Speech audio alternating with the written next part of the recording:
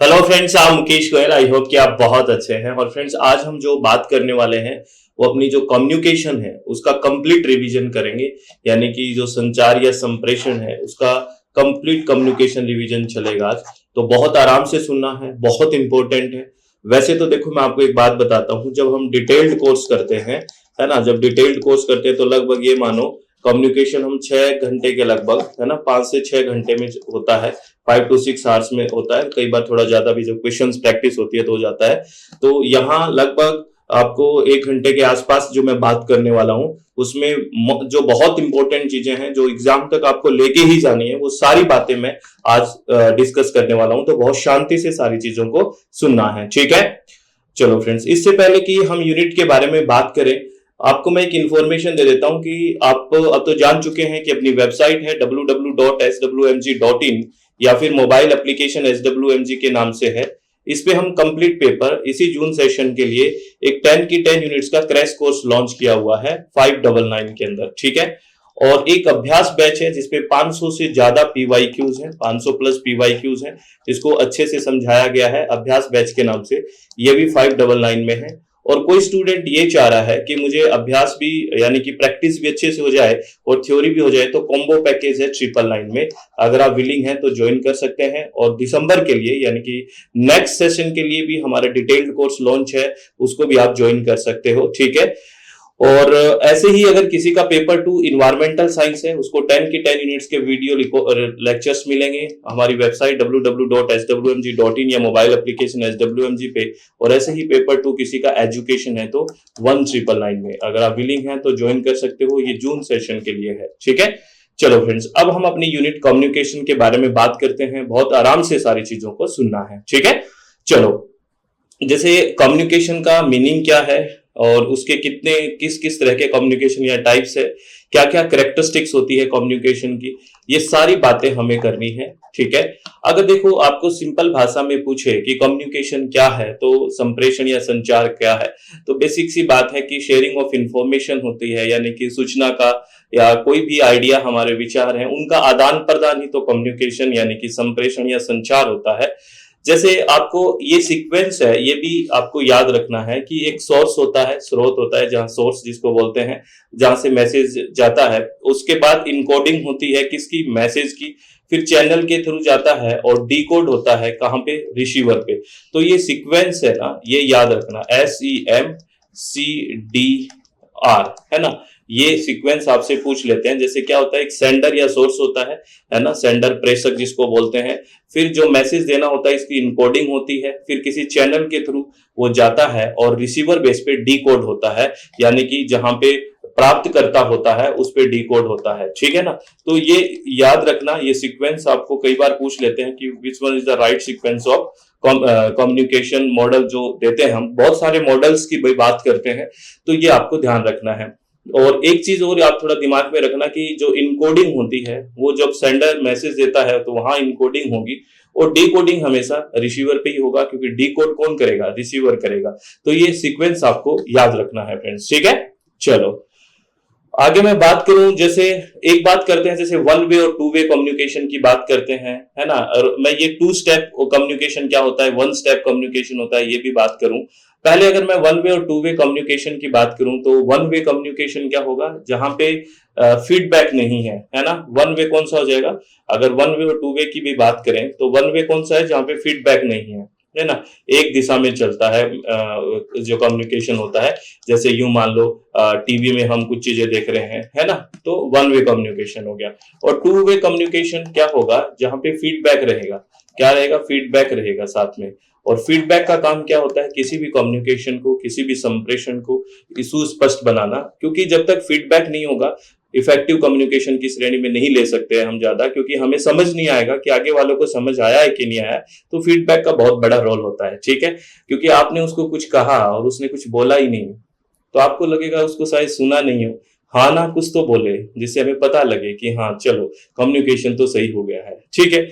तो अब मैं बात करूं 2 स्टेप फ्लो कम्युनिकेशन क्या होता है ना। संचार मॉडल के 2 चरणीय प्रवाह क्या होता है, ये बेसिकली क्या होता है जब हम फ्लो करते हैं यानी कि मैसेज का, तो आइडिया का किसी भी विचार का idea flow from mass media to opinion leader and from them to wider population. यहाँ पे दो फ्लो बन गए ना, दो चीजें बन गई, यानी कि संचार के दो चरणीय प्रवाह की परिकल्पना की। विचार है वो जन संचार के माध्यम से, पहले जो मास मीडिया है वहां से किसके पास जाएगा, मान लेते हैं नेताओं के पास गया, और फिर नेताओं ने व्यापक आबादी तक उसको चीजों को दिया, यानी कि दो स्टेप में वो कम्युनिकेशन हो रहा है ना। जैसे ये मास मीडिया है, ठीक है, मास मीडिया से पहले ये कम्युनिकेशन मान लेते हैं इधर लीडर के पास गया, ये जो भी कम्युनिकेशन हुआ, जो भी इंफॉर्मेशन या आइडिया जा गया पहले इनके पास गया, फिर यहां से मास मीडिया से पहले नेता के पास, लीडर के पास आया देखो, और लीडर से जो पब्लिक है उसके पास जा रहा है। तो ये हो गया टू स्टेप फ्लो। तो ये आपसे पूछा भी गया है कि टू स्टेप फ्लो का मतलब क्या होता है, तो ये ध्यान रखना है, ठीक है। चलो बहुत बढ़िया। और वन स्टेप फ्लो में क्या हो जाएगा आपको पता है, वन स्टेप फ्लो में यानी कि एक ही स्टेप में चली जाएगी सारी चीजें। इसमें भी जो मीडिएटर वाली बात थी वो यहां नहीं होगा, यानी the sender send a message and receiver accept it, ठीक है, एक्सेप्ट कर लेता है और सेंडर मैसेज इसको करता है। और इसमें ज्यादातर जो रिसीवर होता है वो बेसिकली पैसिव हो जाता है, निष्क्रिय हो जाता है, क्योंकि सेंडर जो बात कहना चाहता है उसको वो निष्क्रिय होकर सुनता रहता है। तो ये है one step flow of communication. तो ये याद रखना है संचार का वन स्टेप फ्लो क्या होता है और टू स्टेप फ्लो क्या होता है, ठीक है। अब एक स्टेटमेंट है, इस स्टेटमेंट से चीजों को समझने की कोशिश करेंगे। ये स्टेटमेंट कह रहा है the digital technology has enabled increase in media consumption. कह रहा है कि डिजिटल प्रौद्योगिकी के फलस्वरूप जनसंचार माध्यम के उपभोग में वृद्धि हुई है। जैसे जैसे क्या है कि डिजिटल टेक्नोलॉजी आई है तो मीडिया कंजप्शन में क्या हुआ, इंक्रीज हुआ। ये बात तो ठीक है, कोई दो राय की बात नहीं है, बिल्कुल ठीक है, ठीक है, क्योंकि आपने देखा जब डिजिटल टेक्नोलॉजी आई है तो इस चीजों का बहुत कंजप्शन होने लग गया है। सेकंड कह रहा है, ये पहला स्टेटमेंट ठीक है, सेकंड कह रहा है analogue media are superior in quality but don't have popular demand. जैसे ये जो कह रहे हैं ना कि एनालॉग मीडिया है वो क्वालिटी में सुपीरियर है but don't have popular demand, इस तरह से हम नहीं कह सकते, ये तो सर्विस पे डिपेंड करता है। तो ये स्टेटमेंट ठीक नहीं लग रहा। और डिजिटल मीडिया इसलिए पॉपुलर है क्योंकि वो इजी एक्सेस के लिए है, जो ट्रेंडिंग है, तो इसलिए ये स्टेटमेंट मैं नहीं कहूंगा कि ठीक है, ये स्टेटमेंट बिल्कुल गलत है। तो इसका पहला स्टेटमेंट है वो सही है, लेकिन सेकेंड स्टेटमेंट फॉल्स है, यानी कि थर्ड ऑप्शन चला जाएगा, ठीक है, ये आपको ध्यान रखना है फ्रेंड्स, ठीक। अब एनालॉग और डिजिटल का मतलब तो आप समझते हो, डिजिटल टेक्नोलॉजी का मतलब डिजिट्स में, यानी कि 0-1 में जो बात होती है वो क्या होता है, डिजिटल मीडिया, ठीक है ना। 0-1 में डिजिट्स यानी कि अंकीय, डिजिट्स का मतलब हिंदी में बोलते हैं अंकीय, और एनालॉग होता है रेखीय, जहां पे इस तरह की चीजें चलती है वो होता है एनालॉग, ठीक है। ये आपको ध्यान रखना है, जहां पे कॉन्टिन्यूअस होता है ना, वो एनालॉग होता है। जैसे मैं आपको टर्म एनालॉग के बारे में बता देता हूं, यहां से क्वेश्चन भी आपसे पूछा गया है एनालॉग के बारे में। The term analog comes from the fact that these signals are analogous और similar to the original information they represent। बहुत इंपॉर्टेंट बात है, कह रहा है कि शब्द एनालॉग इस तथ्य से आता है कि ये सिग्नल मूल जानकारी के अनुरूप या समान होते हैं, जैसे कि ऑडियो या वीडियो सिग्नल के आयाम और आवृत्ति में भिन्नता, ठीक है।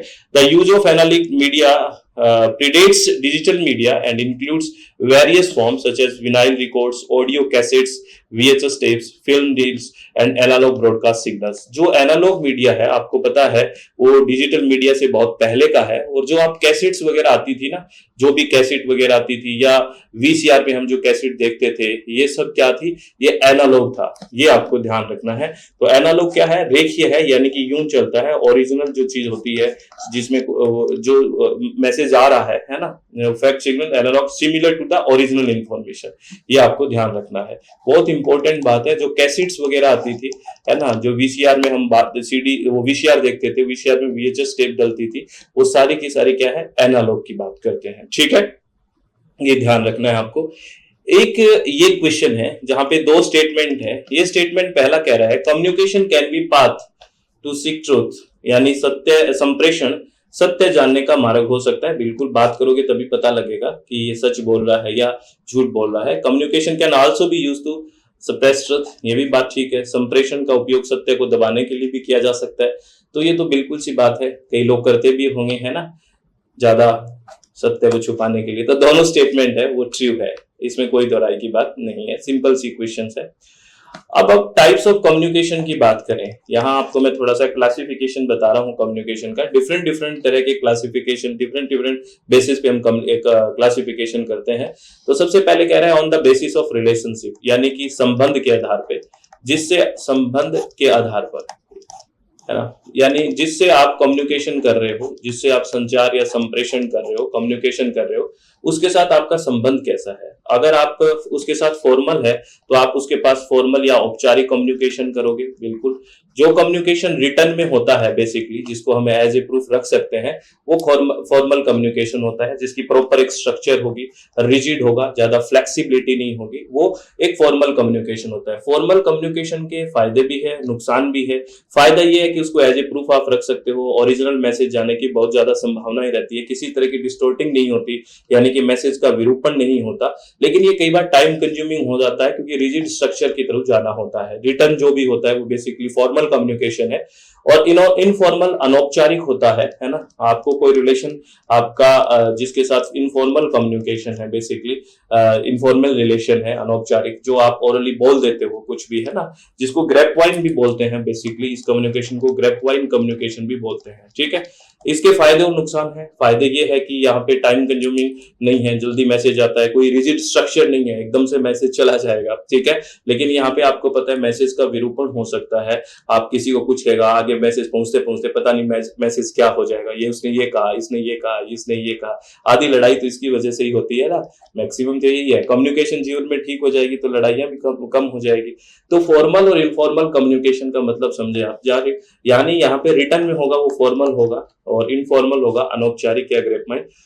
और बात करें on the basis of media और एक्सप्रेशन, यानी कि आप जो भी आपका कम्युनिकेशन की बात कर रहे हो वो किस माध्यम से ये एक्सप्रेस कर रहे हो, तो ये इसमें मिला लेते हैं। हो सकता है कि आप रिटर्न में कर रहे हो, लिखित में कर रहे हो सकता है कि आप ओरल कर रहे हो। ये दोनों के दोनों, रिटर्न और ओरल, दोनों के दोनों बेसिकली वर्बल है, क्योंकि यहाँ पे शब्दों का यूज होगा, है ना। जहाँ पे शब्दों का यूज होगा वो वर्बल होगा, चाहे रिटर्न हो या ओरल। लेकिन जेस्चरल है वो नॉन वर्बल है। क्या है? नॉन वर्बल, यानी कि ये बेसिकली हाव भाव से होता है। और आपको मैं बता दूं, कम्युनिकेशन में जो ज्यादा जो परसेंटेज रहता है वो एक तरह से नॉन वर्बल कम्युनिकेशन का रहता है, ये आपको तो पता ही है। आप किसी की शादी में जाओ, कैसे देखना, आप किसी की शादी में जाओ और को यार मैं तेरी शादी से क्या बताऊं, मैं बहुत खुश हूं। आप शब्द तो ये कह रहे हो बहुत खुश हूं, लेकिन आपकी जो एक्सप्रेशन है वो रोने वाले है, वो समझ जाएगा कोई चक्कर है, रैपटे पड़ेंगे। या किसी की ऐसी जगह जाओ जहां पे कुछ दुर्घटना हो और वो जाके के मैं ना इस दुर्घटना से बहुत परेशान हूं, तो फिर भी रैपटे पड़ जाएंगे। भाई तेरा जो एक्सप्रेशन है वो बहुत मैटर करता है शब्दों से ज्यादा, ठीक है। तो जेस्चरल एक तरह से नॉन वर्बल कम्युनिकेशन हो गया, ये आपको ध्यान रखना है। और अगर बात करें on the basis of flow और डायरेक्शन, यानी कि डायरेक्शन के आधार पे कि जो मैसेज है वो किस दिशा में बह रहा है, उसके आधार पे बात करें तो डाउनवर्ड कम्युनिकेशन। डाउनवर्ड का मतलब नीचे की ओर।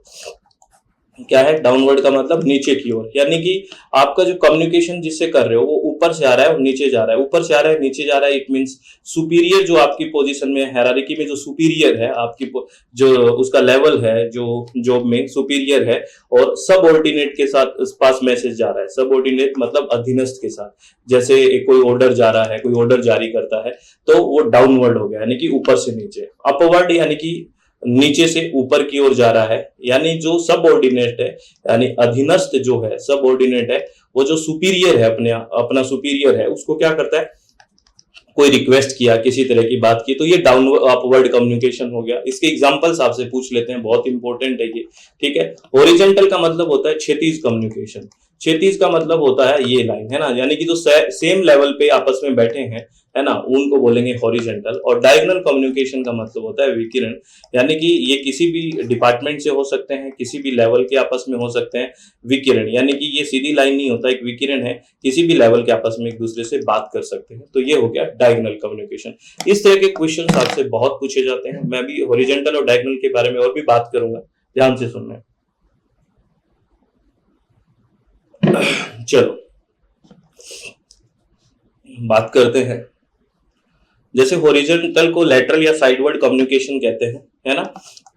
इसमें बात लिखी है ना, this can refer to employee within the same department that have the same job title, और it can refer to employees in different department who are at the same hierarchy level. यानी कि जो hierarchy level है उनका, वो same होना चाहिए, job title है वो सेम होना चाहिए, और डिपार्टमेंट सेम हो या अलग हो इससे कोई बात नहीं है। यहाँ पे हायरार्की जो लेवल है वो सेम होना चाहिए, देखो, या सेम का जॉब टाइटल होना चाहिए, ये आपको ध्यान रखना है। ठीक है, इसको बोलते हैं हॉरिजेंटल। और डायगोनल की बात करें, डायगोनल मतलब विकिरण, और विकिरण की बात हम कर रहे थे। विकिरण है एक तरह से, तो ना तो ये आपको पता है अपवर्ड है ना डाउनवर्ड है, यानी कि अपवर्ड डाउनवर्ड को हम बात कर रहे हैं वर्टिकल, और ना ये हॉरिजेंटल है। देखो हॉरिजेंटल ऐसे हो गया, तो विकिरण इन दोनों के बीच की एक अवस्था हो गई ना, तो हम कह सकते हैं it is a sort of hybrid between vertical and horizontal communication. विकिरण संचार ऊर्ध्वाधर और क्षैतिज संचार के बीच का एक क्या है, संकर है, हाइब्रिड है। The transfer of information between people who are neither in the same department nor the same level of organization hierarchy is called diagonal communication। ये important है, इस बात को ध्यान रखना। ना तो वो सेम डिपार्टमेंट में है, ना तो वो सेम डिपार्टमेंट में है, और ना ही वो सेम पोजीशन पे है ना, नो सेम पोजीशन, ना तो वो सेम पोजीशन पे है ना सेम डिपार्टमेंट में। इस तरह के कम्युनिकेशन, जैसे मैं कहूँ कि अकाउंट ब्रांच का कलरक है कोई, है ना, अकाउंट ब्रांच का कलरक है, वो मार्केटिंग मैनेजर से बात कर रहा है, तो आप देखिए मार्केटिंग डिपार्टमेंट भी अलग है और पोजीशन उसकी मैनेजर है, ये अकाउंट डिपार्टमेंट भी अलग है और कलरक है। तो इस तरह की जो आपस में कम्युनिकेशन है वो डायगोनल कम्युनिकेशन हो गया। ठीक है। अब जो हम बात कर रहे थे कि नॉन वर्बल कम्युनिकेशन के बारे में बात कर रहे थे, जहां पे एक तरह से हम बात कर रहे थे ना कि जहां पे शब्दों की बात नहीं है ना, जहां पे जेस्चरल हाव भाव की बात कर रहे थे, तो यहाँ पे कुछ हम शब्दों का यूज करते हैं, है ना। जैसे काइनेसिक्स एक शब्द है, इसका कब यूज करते हैं काइनेसिक्स, जो भी बॉडी लैंग्वेज होती है, हमारी बॉडी लैंग्वेज होती है ना बात करते टाइम, तो बॉडी लैंग्वेज को तकनीकी रूप से हम काइनेसिक्स बोलते हैं। ये बहुत इंपॉर्टेंट है, आपसे पूछ लेते हैं। ठीक है, एक शब्द है प्रोक्सिमिक्स। प्रोक्सिमिक्स को हिंदी में बोलते हैं सामीप्य, यानी कि जिससे आप कम्युनिकेशन कर रहे हो उसके कितना समीप आके आप बात कर रहे हो। Technical term for the personal space aspect of body language, यानी कि आप कितना समीप आके किसी से बात करते हो उसको टेक्निकली बेसिकली क्या बोलते हैं, प्रोक्सिमिक्स बोलते हैं। ठीक है, ये आपको ध्यान रखना है। एक शब्द है ओक्यूलेसिक्स। ओक्यूलेसिक्स का मतलब है आंखों ही आंखों में जो बात हो रही है। देखो यहाँ पे शब्दों का कोई मतलब नहीं है, यहाँ पे सिर्फ हाव भाव की बात हो रही है। जैसे आप आंखों ही आंखों में बात करना, आंखों में इशारों से बात करना, तो ये इसको बोलते हैं ओक्यूलेसिक्स। और क्रोनेमिक्स का मतलब होता है study of the use of time in non verbal communication, यानी कि समय का यूज करना नॉन वर्बल कम्युनिकेशन में, है ना, समय। क्योंकि आप जब समय था तब तो उसको कुछ बोला नहीं आपने, अब आप जाके कुछ बात बोल रहे हो तो अब तो लेट हो गया, यानी कि आपने समय का ध्यान नहीं रखा। कोई भी सूचना का शेयरिंग करना हो तो समय तो बहुत बड़ा रोल है ना भाई, कुछ भी बोलना हो, कुछ भी बात करनी हो तो एक समय का अहम रोल है। तो ये भी एक नॉन वर्बल में ही आ गया, क्योंकि यहाँ पे शब्द नहीं समय की बात हो रही है। हैप्टिक्स का मतलब है refer to the study of touching, यानी कि स्पर्श का अध्ययन, है ना, स्पर्श का अध्ययन। जब आप कोई आपका बड़ा आपसे बोलता है हाँ मैं हूं साथ, है ना, एक जो, तो ये जो होता है ना ये एक अलग मैसेज देता है, तो ये हैप्टिक्स है, स्पर्श का अध्ययन, यानी कि स्टडी ऑफ टचिंग।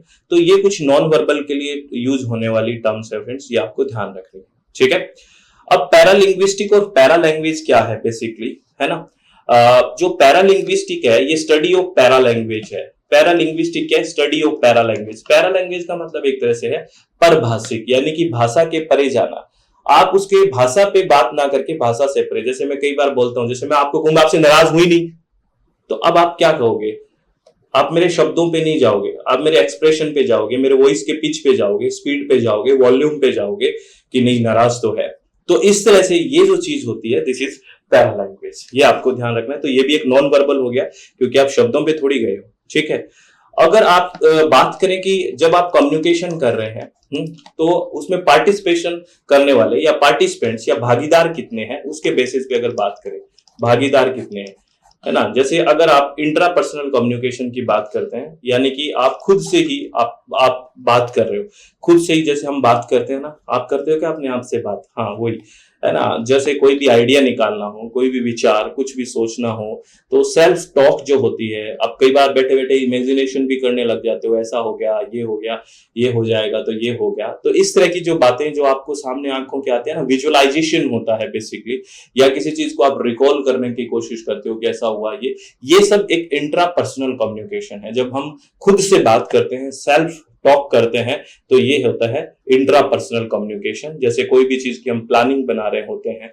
तो सब ये इंट्रापर्सनल कम्युनिकेशन में आता है। इसमें एक टर्म है ट्रांसीडेंटल कम्युनिकेशन।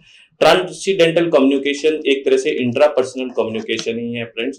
इसमें क्या होता है, ये स्पिरिचुअल वेलबींग की बात करता है, क्योंकि इसमें जो आध्यात्मिक कल्याण है उसका एक चरण शामिल होता है। इसमें कल्पना की दुनिया में हर चीज से ऊपर उठना शामिल है, बिल्कुल, है ना। या किसी के दृष्टिकोण का किसी उच्च स्तर पर विस्तार है जो प्रकृति में दैवीय और आध्यात्मिक है। ये ट्रांसीडेंट आपसे पूछा गया है कि ट्रांसीडेंटल कम्युनिकेशन किस तरह का कम्युनिकेशन है, तो ये एक इंट्रापर्सनल कम्युनिकेशन है। ये एक तरह से स्पिरिचुअल वेलबींग की बात होती है, ये भी आपको ध्यान रखना है फ्रेंड्स, ठीक है। आगे बात करें इंटरपर्सनल। इंटरपर्सनल के ब्रैकेट में लिखा हुआ है डाईएडिक कम्युनिकेशन। डाई का मतलब होता है दो। आपसे एक बार पूछ लिया है कि डाईएडिक क्या होता है, तो डाईएडिक का मतलब होता है दो। जैसे mono, di, tri, tetra, penta, hexa, hepta, octa, nano, deca, इस तरह की बात होती है ना, तो डाईएडिक का मतलब होता है दो। A person communicate his thoughts to another person, तो उसको कहते हैं intrapersonal communication, interpersonal communication. Dyadic का मतलब दो। जैसे किसी से आप direct face to face communication करते हो, दो लोग आपस में बात करते हैं, तो इस तरह की चीज को हम कहेंगे डाईएडिक या इंटरपर्सनल कम्युनिकेशन। उसके बाद इंटरपर्सनल कम्युनिकेशन की बात करें तो इसमें बेसिकली 3 स्टेजेस होती है। ये कौन सी, आपसे एक बार इससे क्वेश्चन भी पूछा गया था कि which one is the interpersonal stage, यानी कि कौन सी इंटरपर्सनल है। जैसे ट्रांसीडेंटल इंट्रापर्सनल थी, तो इंटरपर्सनल में 3 स्टेजेस है। एक है फैटिक स्टेज, है ना, द फैटिक स्टेज। फैटिक स्टेज में क्या होता है, जैसे आप किसी से शुरुआत में मिलते हो, क्योंकि है तो इंटरपर्सनल, तो दूसरे से कम्युनिकेट तो करोगे ही, तो इसमें बेसिकली कहते हैं जब आप हाय करते हो, हेलो करते हो शुरू में, या बोलते हो हाउ आर यू, कैसे हो आप, या आप हल्का सा स्माइल करते हो, या फिर हैंडशेक करते हो, वो कौन सा स्टेज है, तो सबसे पहला स्टेज है, दैट इज फैटिक स्टेज। ये ध्यान रखना है आपको। और उसके बाद जब फैटिक स्टेज से गुजर जाते हो तो एक सेकंड आता है पर्सनल स्टेज, जिसको हम व्यक्तिगत चरण बोलते हैं। और इसमें क्या होता है, इसमें थोड़ा कम्युनिकेशन होएगा, तो आप जो सोशल गार्ड बना के रखे हुए थे, है ना, जो सामाजिक रक्षक बना रखा था कि इस तरह से बात करनी है, ये वो थोड़ा कम करने की बात करते हो और अपनी थोड़ी चीजों को, फीलिंग को जाहिर करने की कोशिश करते हो, है ना। यानी कि ये प्रोफेशनल से थोड़ा पर्सनल होने की बात हो जाती है, पर्सनल स्टेज होता है। और एक फाइनल स्टेज जो इंटरपर्सनल में होती है, जो आपके क्लोज रिलेटिव के साथ होती है, यानी कि आपको हर तरह के आपकी शेयरिंग होती है, हर तरह से आप अपने इमोशंस को शेयर करते हो, आपकी खुशी, आपकी स्ट्रेंथ, आपकी वीकनेस, सब कुछ आप शेयर करते हो, तो that will be intimate stage, जो सबसे क्या है, एडवांस स्टेज होती है इंटरपर्सनल कम्युनिकेशन में। तो ये आपको तीनों स्टेजेस याद रखनी है, इंटरपर्सनल कम्युनिकेशन की बात हो रही है। अब अगर हम बात करें इंटरकल्चरल कम्युनिकेशन और ग्रुप कम्युनिकेशन में कौन कौन से बैरियर्स आते हैं, तो बेसिकली इंटरकल्चरल का मतलब क्या होता है, दो संस्कृतियों के बीच आपस में बातचीत को बोलते हैं हम इंटरकल्चरल कम्युनिकेशन। तो यहाँ पे किस किस तरह के बैरियर्स है आपको मैं बता दूं। कम्युनिकेशन में बैरियर से बहुत अच्छे से क्वेश्चंस पूछे जाते हैं, क्या क्या अवरोध या बाधाएं आती है कम्युनिकेशन में, यहाँ से क्वेश्चन पूछा जाता है। तो सबसे पहले बात करें इथिनोसेंट्रिज्म। इथिनोसेंट्रिज्म को हम हिंदी में बोलते हैं प्रजाति केंद्रिता, है ना, इथिनोसेंट्रिज्म। तो इथिनोसेंट्रिज्म या प्रजाति केंद्रिता का मतलब होता है, ethnocentrism is the belief that one's own culture group's behavior, norms, ways of thinking and ways of being are superior to all other cultural group। Basically कोई कल्चर अगर ये सोच ले कि मैं दूसरे से बहुत सुपीरियर हूं, मेरी संस्कृति या मेरा कल्चर दूसरे से बहुत अच्छा है, तो क्या वो किसी से बात कर पाएगा। आप अपने मन में ये सोचो कि मैं तो बेहतर हूं सबसे, मैं सबसे वो बेस्ट हूं, तो आप कैसे कम्युनिकेट कर पाओगे किसी से। तो इथिनोसेंट्रिज्म में अपने आप को, अपने कल्चर को बहुत ही सुपीरियर मानना, तो ये एक बैरियर है, यानी कि प्रजाति केंद्रिता। एक है स्टीरियोटाइपिंग। स्टीरियोटाइपिंग को हिंदी में बोलते हैं रूढ़िवादिता।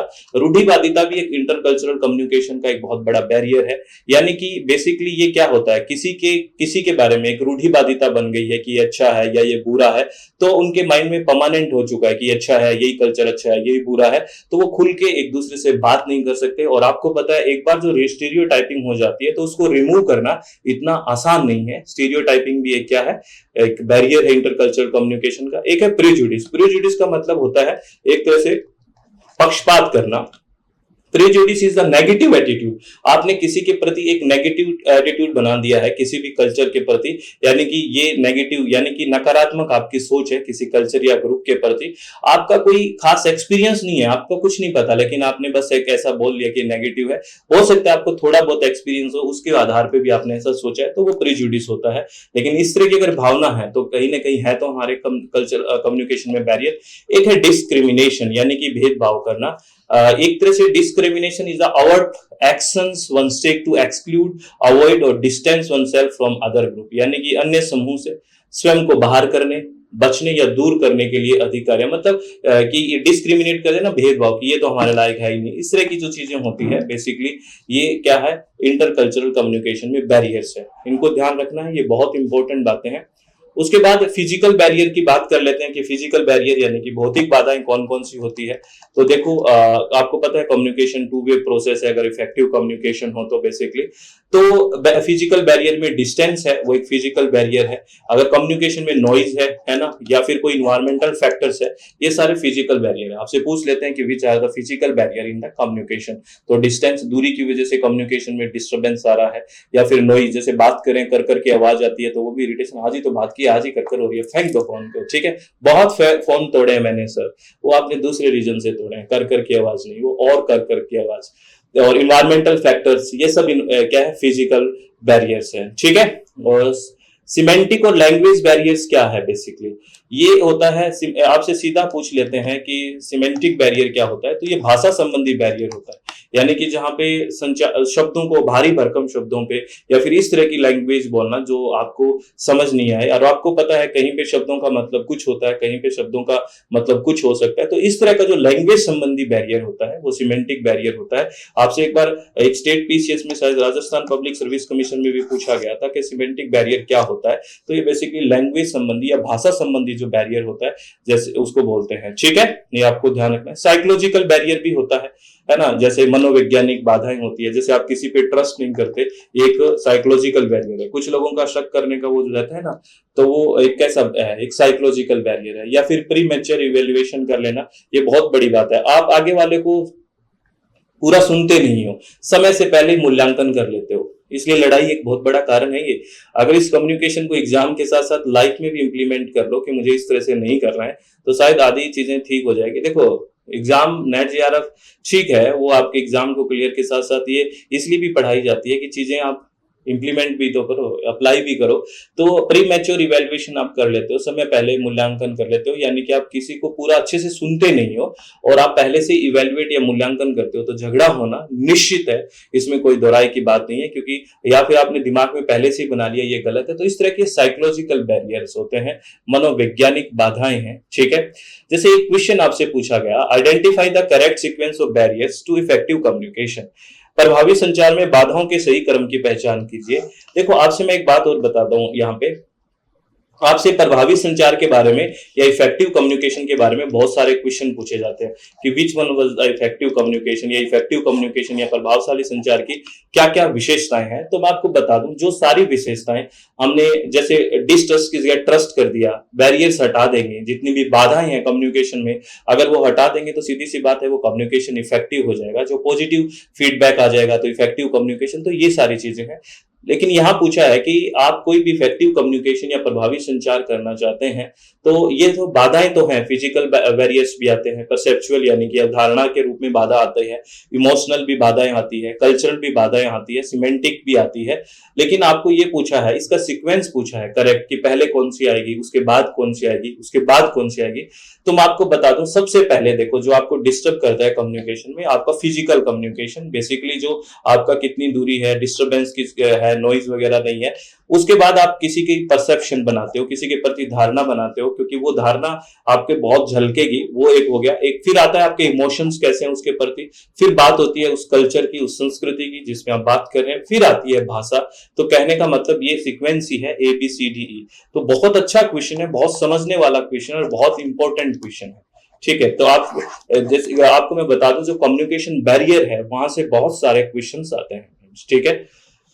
अब एक बात करते हैं ट्रांजैक्शनल कम्युनिकेशन, यानी कि एक तरह से हिंदी की बात करूं, जैसे पैसे का ट्रांजैक्शन करते हो ना, लेन देन करते हो, वैसे ही ट्रांजैक्शनल कम्युनिकेशन। इसकी बात एक बहुत इंपॉर्टेंट है ट्रांजैक्शनल कम्युनिकेशन की, वो याद रखना कि यहाँ इसको सर्कुलर मॉडल ऑफ कम्युनिकेशन भी बोलते हैं बेसिकली, क्योंकि यहाँ पे फीडबैक होता है वो रेगुलर बेसिस पे होता रहता है। फीडबैक होता है वो क्या होता है, रेगुलर बेसिस पे चलता रहता है फीडबैक, ठीक है ना। तो ये एक ट्रांजैक्शनल या कम्युनिकेशन है।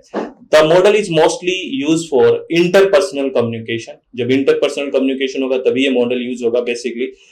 ग्रुप डिस्कशन होगा या रिपोर्टिंग होगी, and is called circular model of communication. जो हमने बात की ना कि सर्कुलर मॉडल ऑफ कम्युनिकेशन है, ये बहुत इंपॉर्टेंट है।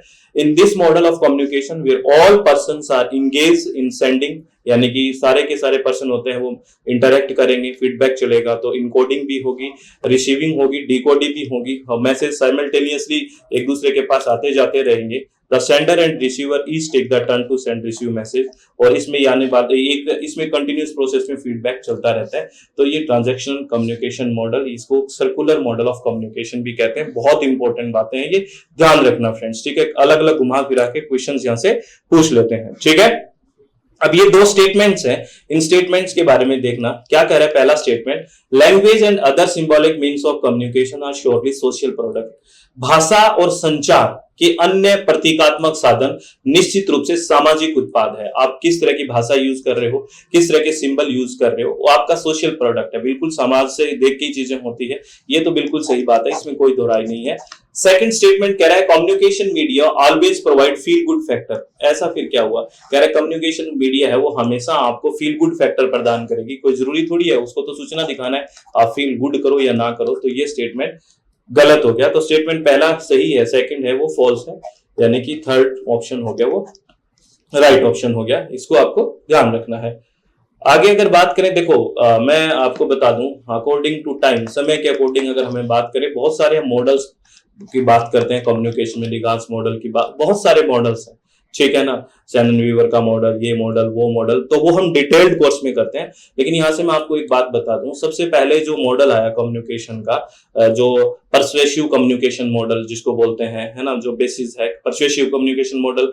परसुएसिव कम्युनिकेशन क्या होता है ये भी अभी मैं बात करूंगा, लेकिन आपको ये याद रखना है कि शुरुआत में जो बहुत पहले मॉडल आया था वो अरिस्टोटल मॉडल था। ये आपसे पूछा भी गया है कि बहुत प्राचीन जो सबसे पहले या बहुत पहले आने वाला कम्युनिकेशन मॉडल कौन सा, अरिस्टो का मॉडल या अरिस्टोटल मॉडल बहुत पहले आया।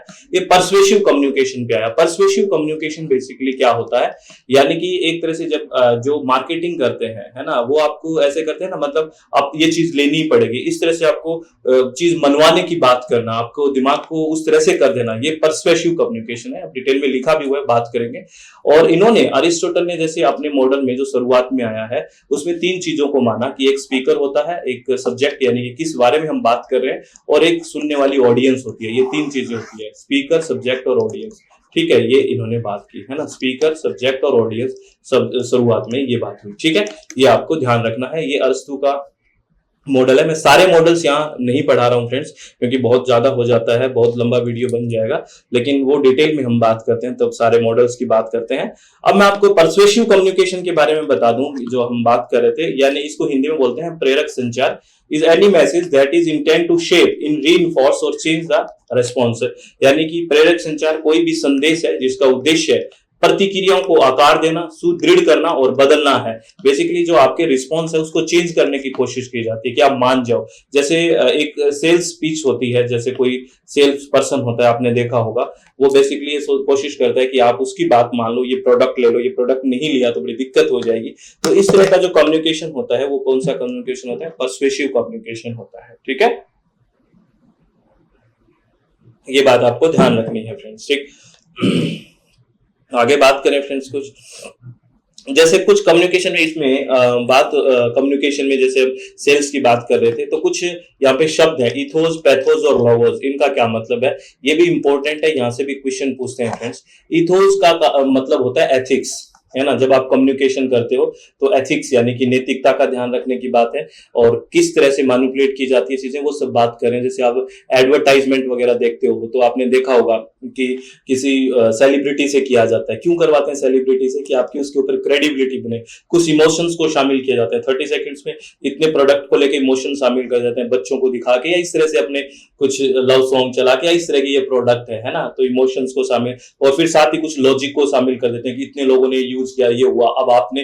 तो इस तरह की जो कम्युनिकेशन होते हैं उसमें शब्द है इथोस, पैथोस और लोगोस। तो इथोस का मतलब होता है एथिक्स, है ना, और यानी कि अपनी वैल्यूज, है ना, या जो स्पीकर बोल रहा है वो उस पर हम विश्वास कितना कर सकते हैं, है ना, क्योंकि इसीलिए सेलिब्रिटी से करवाते हैं। पैथोस का मतलब होता है इमोशंस इन द ऑडियंस, यानी कि भावनाएं भर देना। इमोशंस, कितना इमोशंस दिखा देते हैं 30 सेकंड्स की एड में, ये हुआ, ये, है ना।